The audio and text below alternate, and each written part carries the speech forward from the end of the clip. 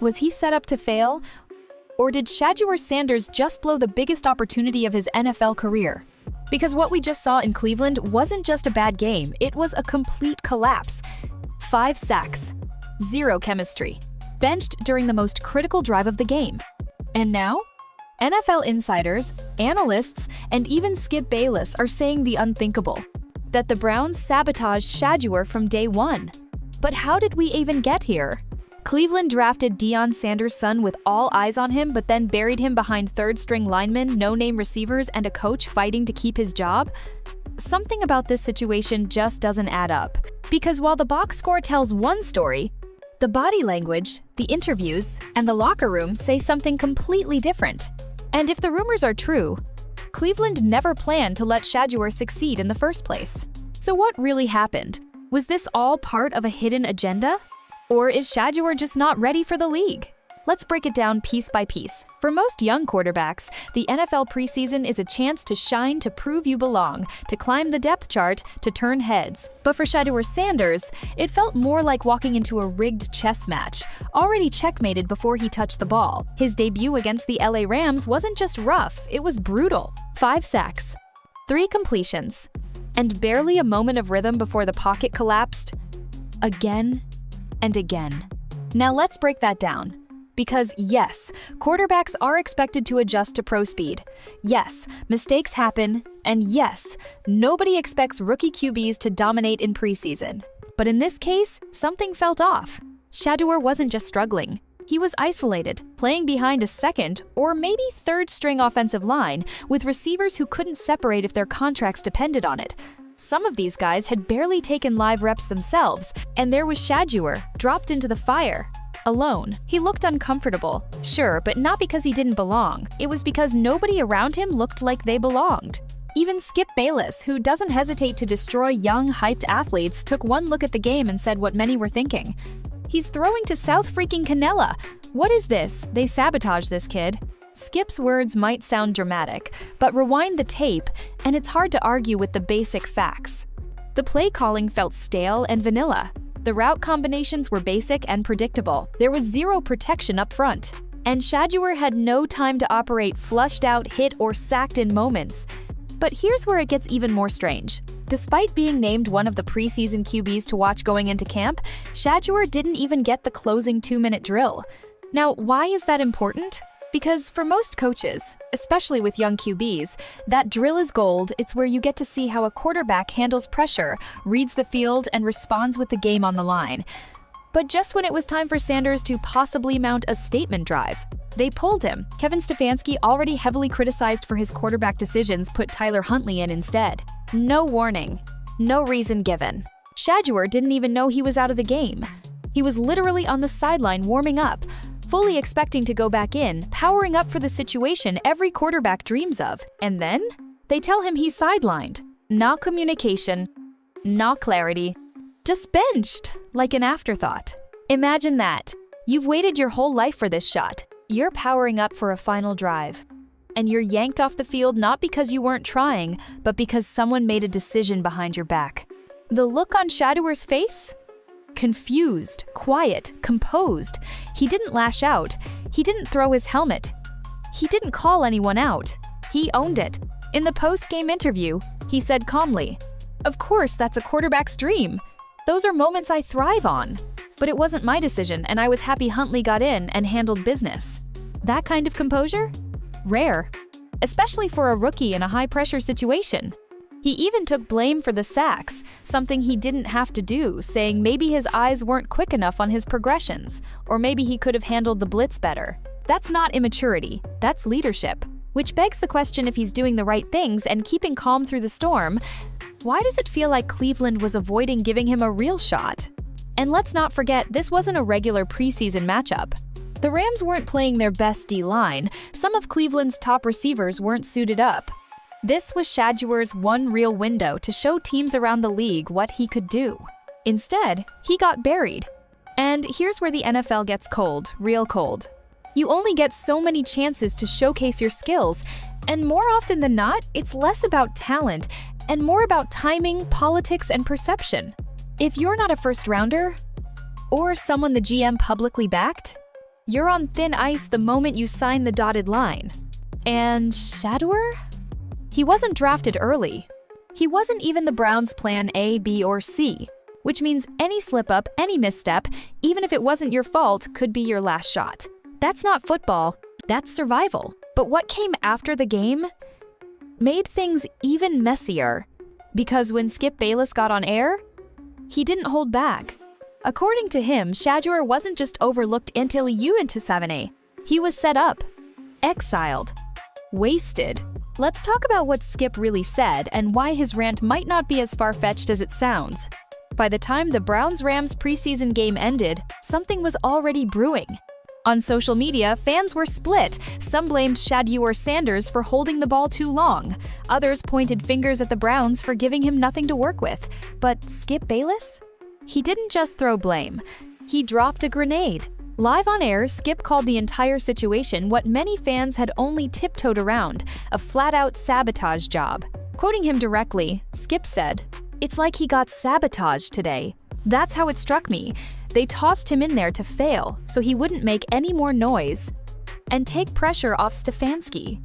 Let's sit with that for a second, because if Skip Bayless is right, we're not just talking about poor play calling or a shaky game plan. We're talking about deliberate sabotage.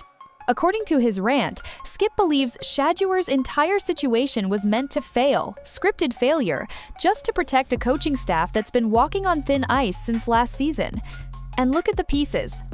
It kind of makes sense. Kevin Stefanski, the Browns head coach, knows he's in hot water. One more bad season, and it's likely over for him. And when that pressure builds, coaches don't take risks. They play it safe. They protect veterans. They go with everything predictable. And bringing in Shedeur, a flashy, media-heavy quarterback loaded with hype because of his famous father, that's anything but predictable. According to Skip, you gave him nothing to work with. He's out there throwing to dudes off the couch. Meanwhile, fifth-string linemen are letting him get crushed. There's no denying Shedeur got sacked 5 times in just a few possessions. And with every snap, it didn't even look like the Browns were trying to protect him. The offense looked detached, lifeless. Not something you typically see when your team is trying to evaluate a young quarterback. And then came the final insult. Skip called it excruciating. And he wasn't wrong. Crunch time. 2-minute drill. The moment young quarterbacks live for. Shedeur was ready. On the sideline. Helmet on. Hands warmed up. Locked in. Then suddenly, he's told he's not going back in. Tyler Huntley gets the nod instead. Out of nowhere. For no clear reason, Skip exploded at the moment, nearly yelling, "This is the moment every quarterback dreams of," and they humiliated him. He didn't even know he was being pulled. And video from the sidelines confirmed it. Shedeur, visibly stunned, was sitting on the stationary bike warming up when he realized he wasn't going out there. He didn't get hot-headed. He didn't react. But you could see it, the disbelief in his eyes. According to Skip, that decision wasn't just about strategy, it was about optics. He believes Stefanski intentionally kept Shedeur from getting a final drive because there was a hidden fear. What if he actually succeeded? What if he drove the team downfield? What if Shedeur made headlines again for the right reason? They didn't want him to make a splash, Skip said. They didn't want the headlines. All they wanted was for this kid to shut up and disappear quietly. And the worst part? It almost worked. Because unless you follow Shedeur closely, you'd look at that stat line 5 sacks, 0 drives, no comeback, and assume he just couldn't cut it. You wouldn't know that every weapon around him was sea level at best. You wouldn't realize how different the game flow was when other QBs were in. Or that Shedeur took full accountability in the post-game presser. No excuses, no blame shifting. But Skip wasn't done there. He threw another heavy claim into the fire. The Browns don't even want to keep him. They're going to hide him on the practice squad or flat out cut him. This wasn't about development. This was about burying him. And honestly, that might not be far off. Because if you listen to the Browns' post-game recap, scroll through their media coverage, or watch Stefanski's body language, you'd never think they drafted a kid with first-round traits. They mentioned Dylan Gabriel more. They praised Tyler Huntley more. You'd barely know Shedeur was even on the roster. And Skip's theory is blunt. Shedeur Sanders was a publicity pick. A marketing play by Jimmy Haslam, the team's owner, to distract from the chaos surrounding Deshaun Watson. But the staff? The GMs? Stefanski? They never wanted this kid. And now that he's here, they just want to make sure he never becomes a problem. They're controlling the narrative before it can become a headline. Powerful words. But maybe the craziest part? They might be true. But if Shedeur was really sabotaged, why does the locker room still believe in him? Coming up next, what his teammates did behind the scenes told a very different story. And it might be the one thing still keeping his NFL hopes alive. Let's talk about the love Shedeur's getting, and why it matters more than stats ever could. You can tell a lot about a player by how he handles pressure, but you can tell even more about a player by how his teammates react when he's struggling. And for Shedeur Sanders, despite analysts throwing dirt on his name and coaches keeping him on a short leash, there's one thing that stood out after that brutal preseason game against the Rams. His team still believes in him, loud and clear. Because while the stat sheet looked ugly, and while cameras focused on the flop storyline, the media ran with something far more important happened on that sideline. Shedeur had just been sacked again. It was now 3rd and 35. The drive died before it even started. And the second he came off the field, he sat down, head low, quiet, processing. Just another rookie having doubts, right? That's when it happened. David Njoku, one of the Browns' leaders and most respected players, walked over to him no hesitation, no cameras in mind, and dropped down next to Shedeur. That moment got cut away quickly from the broadcast, but live watchers caught it and social media picked it apart. You don't do that for just any guy. You don't walk across the sideline and sit with someone unless you see something in them, something real. There was no yelling, no frustration, just presence, team respect. In Njoku's eyes, there wasn't a busted rookie sitting there. There was a quarterback worth fighting for. And that wasn't the only sign.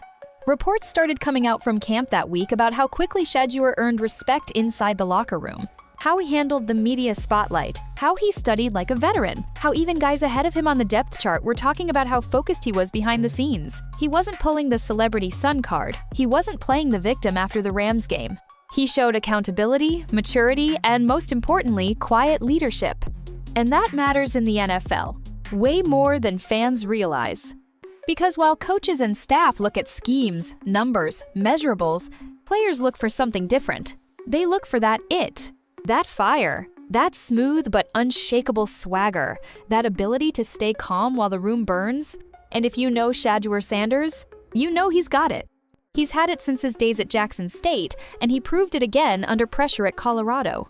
Back-to-back years with the spotlight on him, cameras following every movement, doubters popping up like clockwork, and still, he stayed cool. Never cracked under pressure, never lashed out, never folded. That's what his teammates see. They don't see the headlines. They don't care what Dan Orlovsky or a screaming ESPN segment says. They see the guy in the huddle who owns his mistakes, daps up the lineman who missed a block, and brings energy on the sideline when he's not even getting reps. They see the guy who isn't just trying to be a star, he's trying to be a quarterback people trust under fire. And that kind of trust? You can't fake it. NFL locker rooms are brutal when they don't respect you. Ask any former top pick who lost a team before they lost the job. The whispers come fast, the tuck-in body language, the "we never liked that dude" stories that leak days after he's cut. But with Shedeur, it's different, despite being a fifth stringer. Despite getting the worst game reps of any QB on that roster. Despite being pulled cold from the most critical moment, the players still rally around him. And that's why this story isn't over. Because there's a reason Skip Bayless love him or hate him made this point so clearly. This team would have lit it up for Shedeur. The team believes in him, the locker room loves him, they know he's got something special. That kind of endorsement doesn't come from hype. It comes from grind, sweat, getting knocked down and still showing up with your head high. And every coach in this league knows, when teammates go to bat for a young QB, you better start listening. Because those players don't waste energy on ones they don't believe in. But love and leadership don't always win out when money and politics are involved. Because while Shedeur might still have the locker room, what happens in the front office is a whole different game. Up next, the practice squad dilemma, and why this might have been Cleveland's plan from day one. Was he just a disposable pick for PR? Let's break down the harsh business of the NFL and the choices that could seal his future. It's the side of the NFL no one likes to talk about. Because while fans love the game for the talent, the excitement, the big names, and even bigger plays behind closed doors, it's often a game of numbers, politics, and quiet sacrifice. And players like Shedeur Sanders? They're often the first ones sacrificed. Let's cut through the noise. Not every rookie mistake gets you benched. Not every subpar performance earns you a seat on the chopping block. Most of the time, those decisions were made long before preseason even kicked off. And if you look at Cleveland's quarterback room and how it's structured, it starts becoming very obvious. Shedeur Sanders was never supposed to be a real contender. He was never getting a true shot. He was a stockpile piece. A low-risk name with a famous face. Let's break it down. At the top, you've got Deshaun Watson, $230 million guaranteed. No matter what condition he shows up in, broken shoulder or playoff ready, he is not losing that job. Period. The ownership has to justify that check. Then you've got Joe Flacco, the Super Bowl vet. Stefanski trusts him. The NFL media loves stability. Forget stats, he fits the experienced backup mold that teams feel safe with when everything else feels unstable. Then there's Tyler Huntley, a player who's already had NFL battle reps, playoff games, and can manage a playbook without raising too many questions. He doesn't shake the table. He just fits. After that, the Browns spent a mid-round pick on Dillon Gabriel, with GM support and that big potential tag lingering over his name. So now, where does that leave Shedeur? He became the fifth guy in a room that only has space for three. And that's where the cold math kicks in. Because every NFL team can only carry 53 men on the active roster, not 55, not 56. That number is tight, and with every player you add, someone's gotta go. Most teams only carry 2 or maybe 3 quarterbacks. 4 is rare. 5? Almost unheard of. So if you're number 5 on that list, unless you're blowing minds in preseason, you're not making the roster. And to be clear, this isn't always about talent. It's about leverage, money, and who the organization is publicly invested in. Dillon Gabriel? He was drafted higher. Flacco? He's insurance for Stefanski's job security. Huntley? He's a ready-now backup option just in case Deshaun goes down again. And Shedeur? He was brought in to sell jerseys, to create a spark after a storm. But behind the scenes, he was never part of the long-term blueprint. Skip Bayless said it outright. Unless they cut him or stash him on the practice squad, his NFL future doesn't begin. Cleveland isn't going to play him. They're going to bury him. And the practice squad? Let's be honest, that's not a win. That's a limbo. That's football purgatory. You're on the team, but you're not really on the team. You practice, you grind, you sweat, but you don't dress, you don't play. You don't grow unless someone else gets hurt, or quits, or bombs so hard that they look in your direction only because they ran out of options. It's where potential goes to sleep, especially if the front office isn't rooting for your success. And there's another catch if you're on a team's practice squad. Any other team in the league can sign you, but only if they put you on their 53-man roster. So teams might be watching Shedeur right now, but unless they're desperate enough to elevate him to the real squad, stays shelved, quiet, invisibly. And that's exactly what some believe Cleveland wants. Let the cameras die down. Let the hype burn out. Let his name slowly fade as media turns their attention back to Deshaun's rehab, Flacco's experience, or the Gabriel development plan. Because the more time Shedeur spends in the background, the easier it becomes to quietly remove him from the roster without backlash. And that's gut-wrenching. Because think about this. A year ago, he was the most talked about college quarterback in the country. ESPN segments, Heisman speculation, NIL deals, social media dominance, game winners at Colorado, national attention on everything he did. And now? Shoved to the edge of the NFL iceberg, possibly one cut away from watching it all vanish in silence. But here's the twist, this isn't over.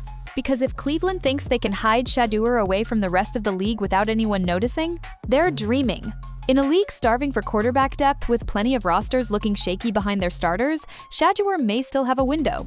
All it takes is one team, one coach, one scout. One GM flicking on tape of that explosive preseason drive from Game 1 saying, "Yeah, he's raw, but he's fearless, and we need that." But before anyone can make a move, there's one last question we need to answer. Is Shedeur Sanders actually ready? beyond the hype, the drama, the family name, is he NFL ready right now? Or is this just another story of college stars collapsing under the bright lights? Let's look deeper into the tape, the talent, and the truth behind the buzz. Let's push all the noise aside for a second. Forget the politics. Forget Skip. Forget the headlines flying around. And instead, let's ask a simple question. Is Shedeur Sanders actually ready for the NFL? Because, let's be honest, hype doesn't mean much if your play doesn't back it up. In the league, all the swagger in the world can't save you from cover zero and collapsing pockets. So, how did Shedeur really look under pressure? Let's start with the obvious. He didn't light up the stat sheet. 3 completions, 5 sacks, no touchdowns. No jaw-dropping preseason moment where people rushed to Twitter yelling, "This kid's next up!" On paper, it was bad. But if you watch with a quarterback's eye, it wasn't just rookie nerves. He was fighting everything. Pocket breakdowns on almost every snap, receivers refusing to get open, linemen missing assignments or flat out getting pushed backwards. He wasn't just playing a defense, he was surviving a battlefield. And that changes the equation entirely. And here's where things get real.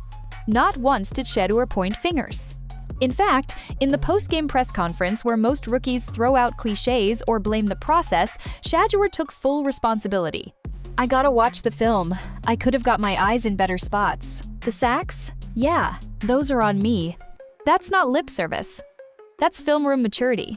The kind of ownership coaches dream of, but rarely get from 21-year-old first-year players who just got embarrassed on national TV. Now let's talk about the intangibles. Because talent can be developed. Arm strength improves. Timing gets better. But what you can't teach is self-awareness combined with accountability. That's rare. And Shedeur's got it. This isn't a kid who believes the league owes him anything. He knows what he's stepping into and what he needs to improve. Even when he admitted he didn't know he was benched for the 2-minute drill, there was no grudge in his tone. No flinch. I was powering up for that moment. Every quarterback dreams of that. But it wasn't my decision. Let that sink in. He had just been benched mid-drive, publicly disrespected, and still? He praised Tyler Huntley for stepping in and handling business. That's called poise. That's what a pro sounds like. Now, is he perfect? Of course not. He still holds the ball too long, just like he did at Colorado. He's still learning how to read the whole field. His mechanics aren't always clean under duress. But here's the key. He knows. And that honesty, that open recognition that progression, speed, eyes, awareness, it all needs work, that's what separates the failed college legends from the NFL grinders. NFL readiness isn't about dominating early. It's about whether you're the kind of guy who gets better, even when nobody's watching. And no matter how Cleveland felt about him, there's zero doubt. Shedeur isn't afraid of the hard part. The film sessions, the silence, the criticism. Which means this. He may not be ready in the traditional sense, but he's rooted in something most young quarterbacks are missing. He's not pretending to be ready, he's working toward it. And just to be crystal clear, the talent is definitely there. We've seen him flash at Jackson State. We've seen the footwork under pressure at Colorado. We've seen him stand tall and sling dimes deep against ranked teams with terrible offensive lines. He's got the arm, the toughness, the IQ, and most important, the personality to lead an NFL locker room. There are tons of QBs in this league holding a clipboard who never had that combination. So when someone like Njoku takes a walk across the sideline to boost your confidence, when even Skip Bayless, who roasts athletes for sport, says, "He's got that thing," that's not random hype. That's a spark. And all Shedeur needs right now is for someone to give him the dry wood and walk away. But here's the million-dollar question everyone's avoiding. Why did Cleveland ever draft him if they never planned to play him? Because according to insiders, this might not be about football at all. Let's talk ownership, PR plays, and why some people believe Shedeur Sanders was brought in just to distract from a much bigger mess inside the Browns' front office. Up until now, everything surrounding Shedeur Sanders' debut could be written off as unfortunate, a tough game, bad timing, a rookie quarterback learning his lesson. But when you look at the Browns' bigger picture, you start to wonder, why was Shedeur drafted in the first place? Why waste a pick? If there was never a clear plan to play him? Because based on everything we've seen from the snap counts to the sideline treatment, the organization didn't bring him in to develop. They brought him in for something else, PR.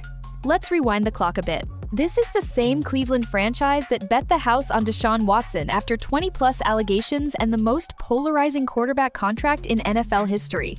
$230 million, fully guaranteed. The backlash was immediate. Fans were canceling season tickets. The media tore them apart. Players around the league were questioning the moral compass of the entire Browns front office.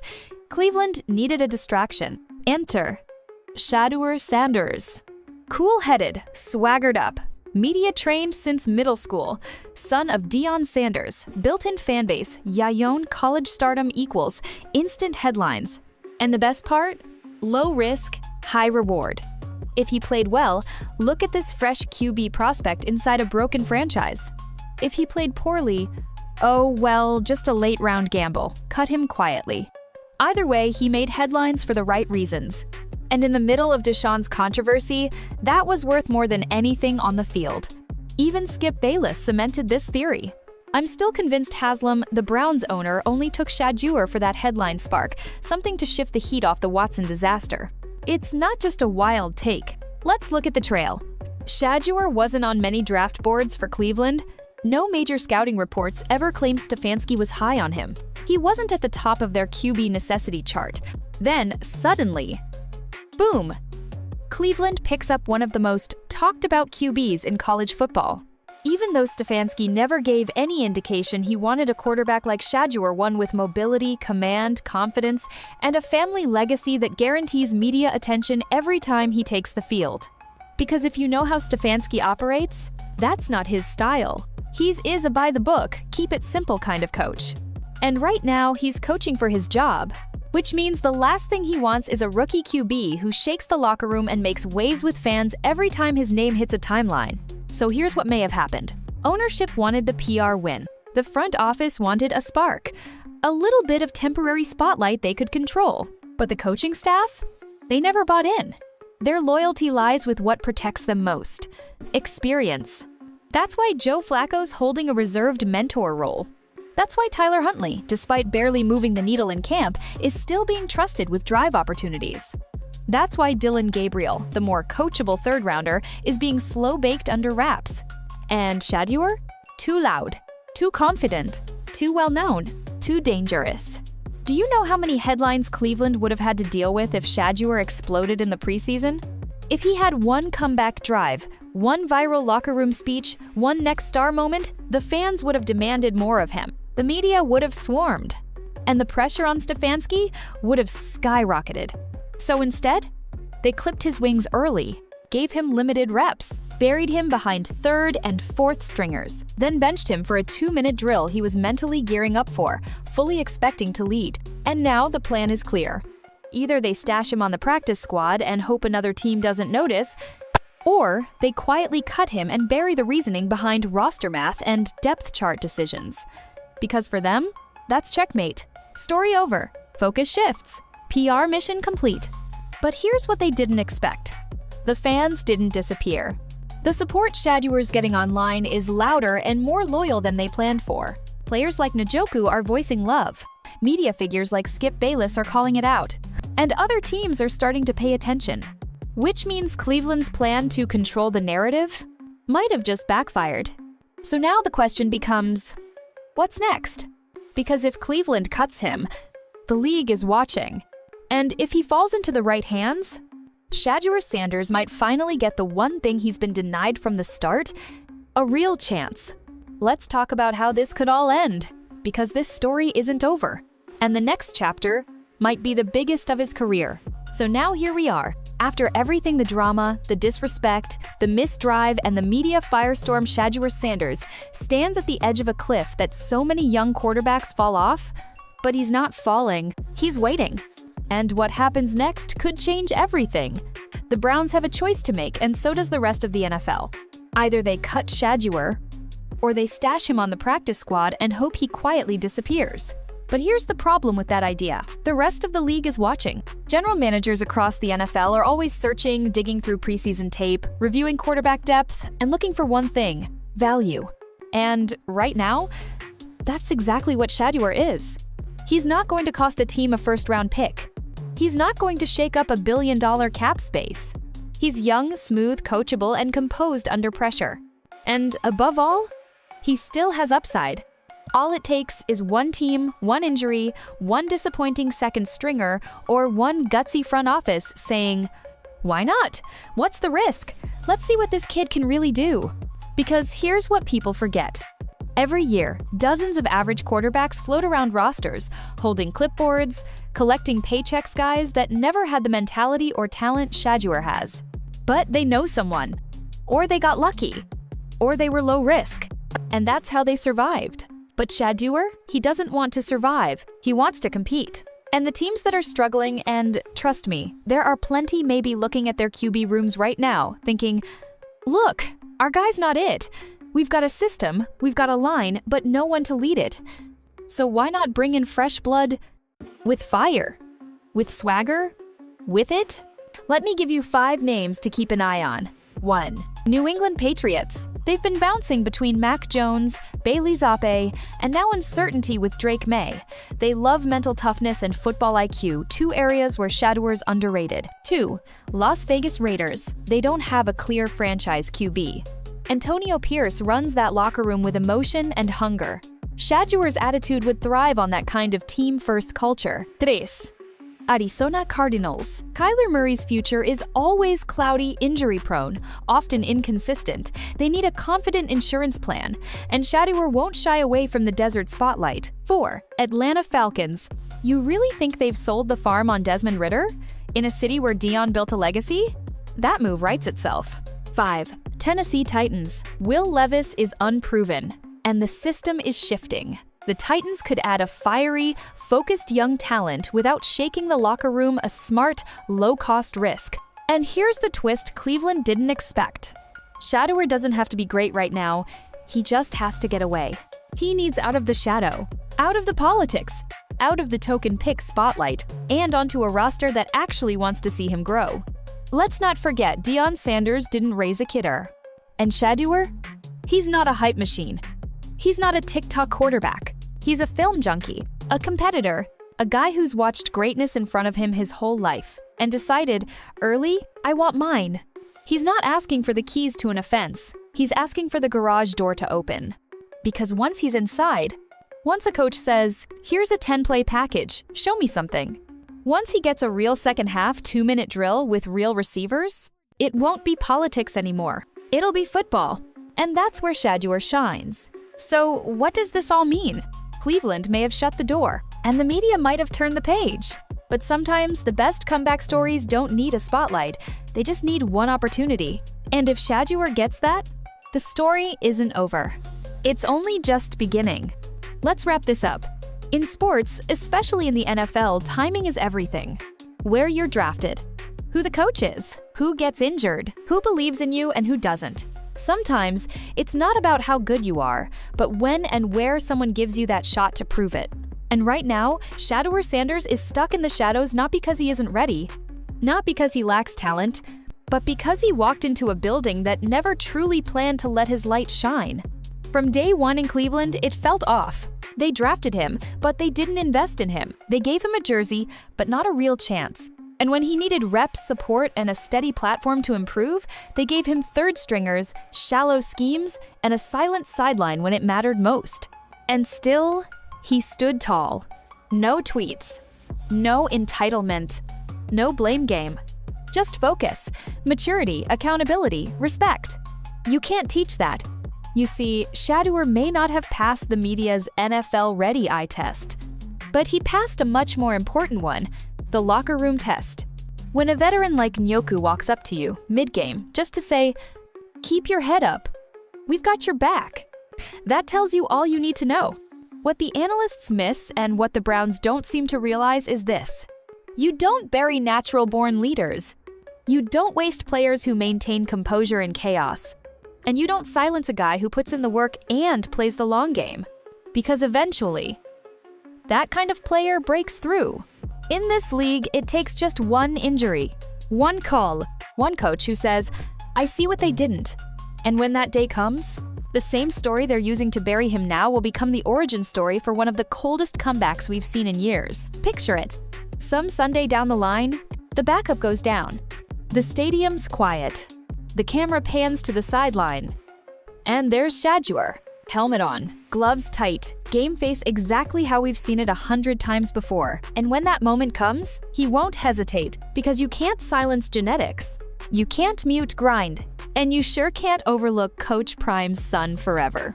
So if you're one of those fans ready to count Shedeur out, you might want to wait. Because under the bench, under the headlines, under the weight of being the wrong guy in the wrong place, there's a quarterback that hasn't even gotten started yet. So what do you think? Was Shedeur set up to fail? Or is this just part of a bigger journey for a quarterback built for the long game? Jump into the comments right now and tell us where you think he belongs next season. Is there a franchise out there ready to unlock him?